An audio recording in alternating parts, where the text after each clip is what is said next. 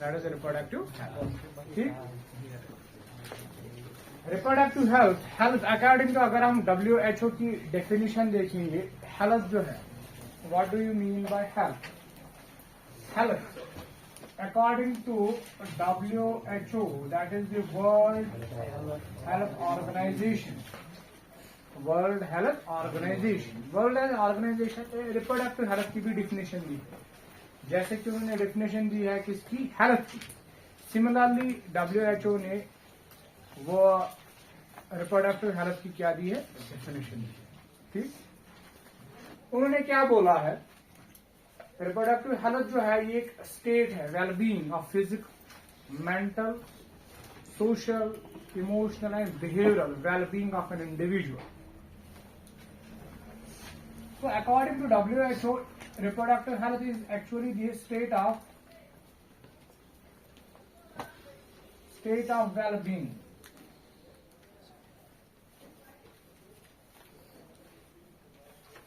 Well-being in all aspects. In all aspects. In all aspects of the reproductive system. ये जो reproductive health है, एक इंसान जो है उसको हम रिप्रोडक्टिव हेल्दी कब बोलेंगे? जब उसके एस्पेक्ट्स कौन कौन एस्पेक्ट्स? जब वो physical wellbeing, social wellbeing, behavioural wellbeing, इसका बिहेवियर भी इसमें इंक्लूड होता है, एंड इमोशनल वेलबींग होगा, जब वो ठीक होगा। In all these aspects, in all these aspects, जब एक इंडिविजुअल इन एस्पेक्ट्स में बिल्कुल ठीक होगा, हम कहेंगे कि ये क्या है? रिप्रोडक्टिवली हेल्दी है। So reproductive health जो है, it not only includes the physical well-being of the reproductive system. Reproductive system जितने भी ऑर्गन्स हमारी बॉडी में हैं, क्या वो काम कर रहे हैं, उनमें कोई प्रॉब्लम मत है, उनमें कोई डिजीज मत है, फिजिकल वेलबींग, क्या फिजिकली ठीक है? क्या ऑर्गन, जितने भी रिप्रोडक्टिव ऑर्गन्स हैं वो क्या सही वो काम कर रहे कि नहीं कर रहे? जैसे कि फीमेल में यूट्रस है, क्या यूट्रस ठीक है? वेजिना में कोई डिजीज मत है, फैलोपियन ट्यूब में कोई डिजीज होने दे, फिजिकल वेलबींग, दिस होने दे फिजिकल हेल्थ। एक इंसान जो क्या इसकी ह्यूमन की, मेल की, क्या टेस्टिस काम कर रही है, क्या वो स्पर्म फॉर्मेशन वहां पे हो रही है कि नहीं हो रही? This is known as the physical wellbeing, it is known as the physical wellbeing. So reproductive health में सिर्फ फिजिकल वेलबींग, सिर्फ इन फिजिकल स्ट्रक्चर जो भी है उनका ठीक होना रिप्रोडक्टिव हेल्थ में नहीं आता है। It also includes other aspects like social, behavioral and emotional aspects. जब ये चीजें भी होंगी तो हम कहेंगे कि ये रिप्रोडक्टिवली हेल्दी है। ठीक, जब एक इंसान इमोशनली ठीक हो, इसका बिहेवियर ठीक होगा, तो तब जाके कोई इसके साथ शादी करेगा, तब जाके उसके साथ कोई शादी करेगा। ठीक, जैसे कि किसी की शादी होती है, फिर 5-6 कारण मोनू, इसका बिहेवियर कैसा है, तब जाके आपस में वो जो फैमिलीज हैं आपस में बात करते हैं कि इनकी शादी करें। जिसका जो इमोशनली ठीक नहीं होगा, जो सोशली ठीक नहीं होगा, जिसका बिहेवियर ठीक नहीं होगा, दैट मीन्स उनके घर में भी शादी नहीं की जाती। ये भी इंक्लूड होता है किसमें? In the reproductive health, in the reproductive health. ठीक, तो सोशल बिहेवियर भी ठीक है। अगर सोशल बिहेवियर ठीक है इंसान समझते तो जीवन उसके साथ भी कोई शादी नहीं करते। रिप्रोडक्टिव हेल्थ, तो पॉपुलेशन कैसे बढ़ेगी? जब आपस जो है दो फैमिलीज आपस में क्या करवाती हैं? शादियां करवाती है दो कपल्स के बीच में, तो ये भी इसी में आता है। Giver not only physical wellbeing, किसी के ऑर्गन्स ठीक है, फिजिकल स्ट्रक्चर ठीक है, रिप्रोडक्टिव ऑर्गन्स ठीक है, ये सिर्फ इसमें नहीं आता है। तो WHO ने और एस्पेक्ट जो है इनमें जोड़े हैं, not only these physical structure but also these aspect, social, behavioural and emotional aspects are also included in the reproductive health. ठीक, तो रिप्रोडक्टिव हेल्थ में इतना नहीं आता है कि फिजिकल स्ट्रक्चर का ठीक होना, तो ये रिप्रोडक्टिव हेल्दी है, इसके ऑर्गन अच्छे से, इसकी स्पर्म फॉर्मेशन हो रही है, ओवरी जो है वो एग बना रही है, यूट्रस जो है वो वहां पे इम्प्लांटेशन हो रही है। सिर्फ इनका ठीक होना सिर्फ रिप्रोडक्टिव हेल्थ में नहीं आता है, बट बाकी ये चीजें भी होनी, सोशली ठीक होना चाहिए, इमोशनली, मेंटली, बिहेवियरल एस्पेक्ट्स भी इसमें आते हैं। तब जाके आगे जाके पॉपुलेशन जो है वो बढ़ेगी। रिप्रोडक्टिव हेल्थ मैनेजमेंट पॉपुलेशन में हम पॉपुलेशन एक्सक्लूजन, पॉपुलेशन को कैसे कंट्रोल करते वो भी पढ़ते हैं, ठीक। ये एसटीडीज कैसे होती हैं, ईएमटी शब्द पढ़ने ये एक ब्रॉड कंसेप्ट है किसका, रिप्रोडक्टिव हेल्थ, ठीक। यानी अगर डिजीज होती है रिप्रोडक्टिव ऑर्गन की, उनको कैसे हम करेक्ट करेंगे, ये भी रिप्रोडक्टिव हेल्थ में आता है। पॉपुलेशन अगर इंक्रीज होगी उसका इम्पैक्ट जो है वो असर कितना पड़ेगा इस कंट्री पे, तो सोसाइटी पे, तो वो भी इसमें हम पढ़ते हैं। उसको कैसे हम कंट्रोल करेंगे वो भी किस में आता है, रिप्रोडक्टिव हेल्थ में। क्योंकि रिप्रोडक्शन है, पॉपुलेशन जो है वो रिप्रोडक्शन के रिलेटेड है। पॉपुलेशन कैसे बढ़ी, डिपेंड्स अपॉन रिप्रोडक्शन। तो इसमें ये सारी चीजें पढ़ी जाती है, ठीक। तो रिप्रोडक्टिव हेल्थ जो है इसमें अब प्रॉब्लम्स क्या होती है, प्रॉब्लम्स क्या क्या शब्द में, इन प्रॉब्लम्स को हम देखेंगे। What are the various problems related to the reproductive health? What are the various problems which are associated with the reproductive health? ठीक, प्रॉब्लम्स क्या है। पहली प्रॉब्लम जो है लैक ऑफ अवेयरनेस है, ये तो मेन प्रॉब्लम है, lack of awareness, lack of awareness. Awareness नहीं है किसी भी प्रॉब्लम के रिलेटेड, पहले क्या होनी चाहिए, जानकारी होनी चाहिए, अवेयरनेस होनी चाहिए कि अगर पॉपुलेशन इंक्रीज होगी उसको हम कैसे कंट्रोल, उसका इम्पैक्ट क्या पड़ेगा सोसाइटी पे, ठीक है। या अगर कोई डिजीज हो रही है, डिजीज रिप्रोडक्टिव डिजीज हुई, एसटीडी, उसके मुतलिक जो है आपको जानकारी में कैसे होगी। अगर सेक्सुअल इंटरकोर्स किया जाता है तो कौन सी प्रोटेक्शन जो है वो ली जाती है, इसको हम कैसे टैकल करेंगे, ये चीजें पता होनी चाहिए।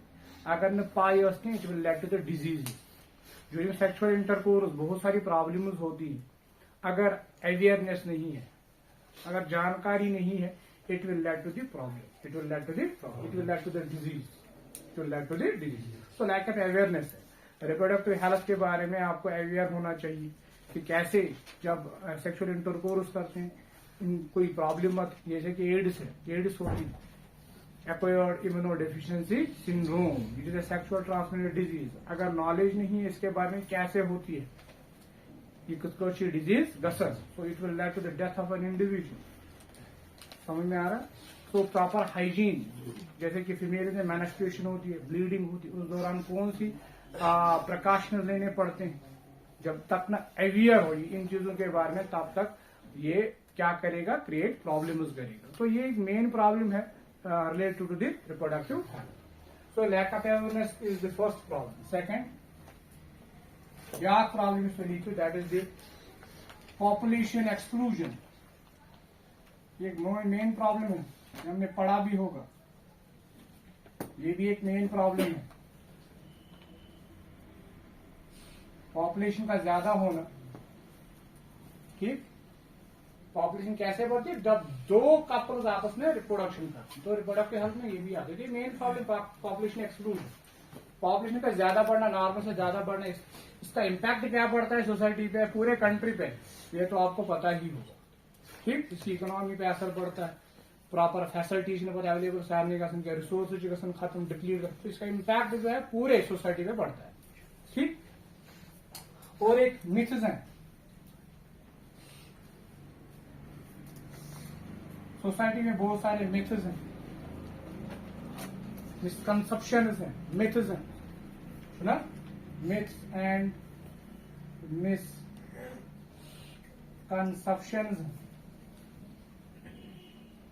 मिथ एंड मिसकंसेप्शंस हैं।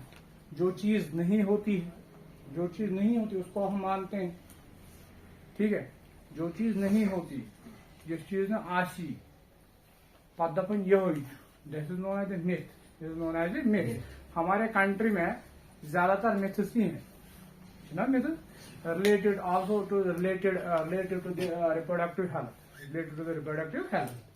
जैसे कि हम ये भी कभी कभी मानते हैं कि ड्यूरिंग मेंस्ट्रुअल साइकिल या ब्लीडिंग एक फीमेल ये कॉमन मिथ है कि उसको कुछ पकाना नहीं है, उसके साथ कोई टच नहीं करना चाहिए, ठीक है। तो ये एक मिथ है जो कॉमन मिथ है। जैसे कि एक फीमेल में जब ब्लीडिंग होती है, मेंस्ट्रुअल पीरियड मेंस्ट्रुएशन होती है, एक मिथ है कि ये एक myth, it will lead to the problem, but ऐसा नहीं होता, इससे कुछ नहीं होता। या ये भी हमारा मिथ है कि अगर एड्स है, अगर एड्स पे HIV पेशेंट करो टच, लैक ऑफ क्या है, नॉलेज है, मिथ है टच करो वन, तो इससे कुछ भी नहीं होता। एक्चुअल में किससे होता है, सेक्सुअल इंटरकोर्स से। कॉमन मिथ है करो टच की, करो हाथ की, करो रलायो अथर की, तो ये चीज है ही नहीं, एग्जिस्ट ही नहीं हो रही, फिर भी हम इसको मानते हैं। It is known as a myth. It is known as a myth. Go, and it needs knowledge. It needs knowledge. It needs awareness.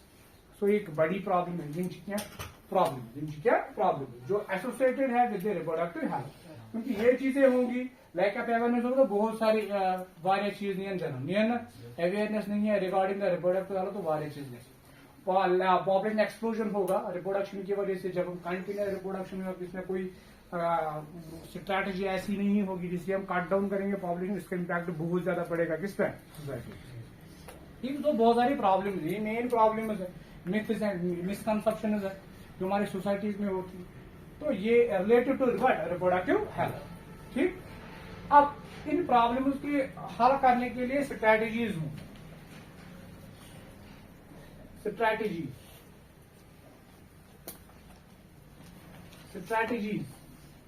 तो स्ट्रैटेजी सिंपल सी क्या होती, स्ट्रैटेजी क्या होती, टू क्रिएट अवेयरनेस, इसका अपोजिट होगा to create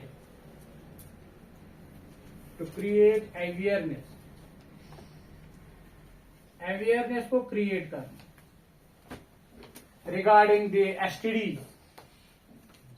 sexual transmitted diseases, regarding the STDs, sexual transmitted diseases के बारे में लोगों को क्या करना है, अवेयर करना है, उनको बोलना है कि ये डिजीज कैसे होती है, उनका कंट्रोल क्या है, अगर हुई भी है तो इसका हम इलाज कैसे कर सकते हैं, तो अवेयरनेस एक क्रिएट करनी है अमंग द मासेस, ठीक।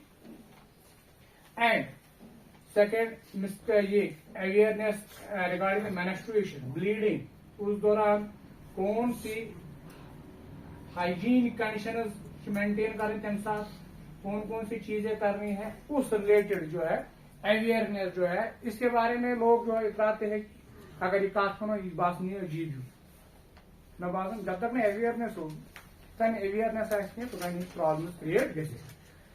इस्लाम में भी है, शरीयत में भी है कि हुजूर तम शरीयत वन रिगार्डिंग कैसे बर्थ तम सेक्सुअल इंटरकोर्स कर, ये भी उन्होंने सिखाया। अत मन ये शरीयत, अगर नहीं ये वही है, लोगों को कैसे पता चलेगा कि किस तरह से चीजें करनी, ठीक।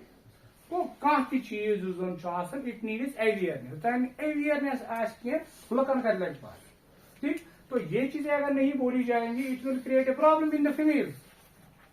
जब ब्लीडिंग होती है तो उस दौरान क्या करना है, या अगर STDs हैं, डिफरेंट STDs हैं, उनको कैसे हम रोक सकेंगे, तुमको खड़े को जरूर कर दे। ये जो अवेयरनेस है ये तो जरूरी है, टू क्रिएट अवेयरनेस नमाज, ये तो जरूरी है, वरना सोसाइटी जो है उस पर बहुत ज्यादा इम्पैक्ट, गलत इम्पैक्ट पड़ेगा, ठीक। तो एक वारिस में शिकार, ठीक। आल्सो हमने क्या करना है, effect of the population create the awareness about the what, population exclusion. What is the effect of awareness create करनी है किसके रिगार्डिंग, पॉपुलेशन एक्सक्लूजन के रिगार्डिंग। कैसे इसको कट डाउन करेंगे, स्ट्रैटेजीज क्या है, कौन से कंट्रासेप्टिव मेथड्स का इस्तेमाल करके हम पॉपुलेशन को रोक सकते हैं, वो हमने पढ़ना है इसमें। We have studied two main important regarding the reproductive. One is the STD and second is the contraception. Contraception means कैसे हम पॉपुलेशन को कंट्रोल में रखेंगे, कैसे हम पॉपुलेशन को कंट्रोल में रखेंगे, ये हमने पढ़ना है रिप्रोडक्टिव हेल्थ में। तो अवेयरनेस क्रिएट करनी है एसटीडीज एंड पॉपुलेशन एक्सक्लूजन जो है, तो आपको पता है इंडिया जो है फर्स्ट बहुत ज्यादा पॉपुलेशन जो है वो इंक्रीज हुई एट अलार्मिंग रेट छना गजन it geometric progression population increase छना गजन रिसोर्सेज गसन कम, तो इसका इम्पैक्ट बहुत ज्यादा पड़ेगा। कैसे कट डाउन करेंगे पॉपुलेशन को, ये आपने पढ़ना है किसमें, रिप्रोडक्टिव हेल्थ में। कुछ कट करो इस पॉपुलेशन कट डाउन, कैसे हम कम करेंगे पॉपुलेशन को, ये आपने पढ़ना है। तो इसका इम्पैक्ट क्रिएट अवेयरनेस करनी है, लोगों को बताना है कि इसका गलत असर जो है वो सोसाइटी पे क्या पड़ता है, तो हम इसके रिगार्डिंग अवेयरनेस क्रिएट करेंगे। ठीक, तो एजुकेशन भी देनी है, तो एक तो क्रिएट अवेयरनेस एजुकेशन, तो एजुकेट पीपल, तो एजुकेट पीपल, लोगों को एजुकेशन देनी है regarding the sex education. Sex education के बारे में लोगों को अवेयर करना है, बताना है, एजुकेट करना है। ठीक, आल्सो और एक स्ट्रेटजी इंक्रीज करनी है मैरिजेबल एज को। मैरिजेबल एज जो है उसको क्या करना है, increase marriageable age. Marriageable age जो है उसको क्या करना है, इंक्रीज करना है, उसको बढ़ाना है, इंक्रीज करना है। ठीक है, अर्ली एज में जैसे कि इंडिया में 18 इयर्स, जो फीमेल 18 इयर्स की होती है उसके आगे उसकी क्या की जाती है, शादी की जाती है। तो यह करेंगे इंक्रीज, ताकि उसकी बॉडी जो है, अगर अर्ली एज में किसी की शादी की जाती है तो उसकी बॉडी भी प्रिपेयर ही नहीं हुई होती है। जैसे कि फीमेल की बॉडी जो है वो अगर यूट्रस कमजोर होगा तो बच्चे जो है वो जन्म के बचत के। तो जब एक प्रॉपर एज होगी 18 से अबो होगी, अगर 18 है तो 18 से बढ़ा देनी चाहिए, क्योंकि जब एज अच्छी होगी तो इसके स्ट्रक्चर, रिप्रोडक्टिव स्ट्रक्चर जो है वो प्रॉपरली डेवलप हुए होंगे, तो सेहत पन्निस बचस असल पर जन्म दे, उसकी सेहत पे भी उतना बुरा असर नहीं पड़ेगा। ठीक है, इस तरह बॉय जो है, बॉय एज क्या करे, इंक्रीज, ताकि सुबह प्रॉपरली मैच्योर, मेंटली भी वो मैच्योर होगा कि कैसे फैमिली को चलाना है, और उसके रिप्रोडक्टिव स्ट्रक्चर भी अच्छी तरह से डेवलप होंगे। मतलब एमी तो रिप्रोडक्टिव हेल्थ में फिजिकल, इसमें मेंटल भी, इमोशनल भी, बिहेवियरल भी। अगर बिहेवियर उसका ठीक नहीं होगा तो अपने फैमिली को कैसे चलाएगा, फैमिली पकने ब्रोट की। तो रिप्रोडक्टिव हेल्थ में ये थमुत, ये आस्पेक्ट क्या आमुत थवन जहनस मान। ठीक, नॉट ओनली फिजिकल स्ट्रक्चर, वो बच्चे तो प्रोड्यूस करेगा बट उसको पता ही नहीं है कि how to treat the wife को कैसे ट्रीट करने, शोबू योद्दीन नौकर, तो ऐसा तो नहीं मत कोई अवेयरनेस गई चीज इमोशनली ठीक सोशली ठीक है, बिहेवियरली ठीक अमे तमाम आस्पेक्ट इंक्लूड करना। ठीक है, तो एजुकेट करना है, इंक्रीज करना है मैरिजेबल एज को, ताकि properly reproductive structure properly develop आसन गई, और सह मेंटली इमोशनली ठीक जब इंक्रीज मैरिजेबल एज कर उसे ना सिर्फ रिप्रोडक्टिव स्ट्रक्चर अच्छे से डेवलप होंगे बल्कि और क्या होगा, सो क्या इमोशनली मेंटली क्या इसका बिहेवियर भी उसमें चेंजेस आए।